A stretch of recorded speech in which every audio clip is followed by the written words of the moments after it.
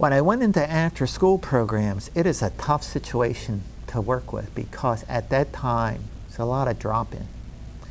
You go there after school, you got a bunch of kids, and you've got to have some compelling activities to keep their attention. Either that, you have to have a wonderful personality or something like that. So as a real test, what I was doing, I would go in with bubbles, and of course they liked them. I did some drinking straw structures, some siphons. And I sort of saw this before when I worked for ESS and African Primary Science Program, that there are compelling materials. I started to call these intrinsically interesting phenomena like bubbles, air and water movements, things like that. But after-school situation forced me to look at what is about the materials that is compelling.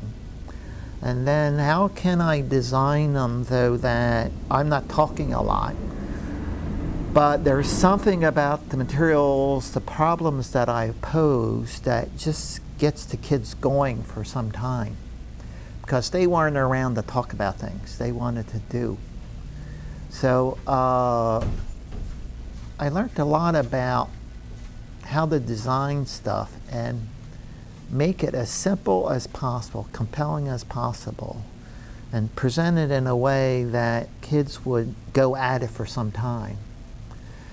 And partly because of my work at the Elementary Science Study and African Primary Science Program, where we're trying to put a curriculum units together that had continuity from activity to activity, I was also working toward building not just one activity with bubbles, but a bunch of activities with bubbles.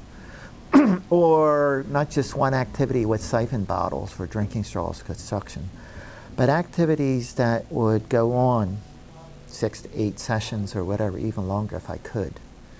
So that was a challenge, and that's why I was continually playing with this stuff to see what more I could do with the same set of bubbles. I mean, same set of materials.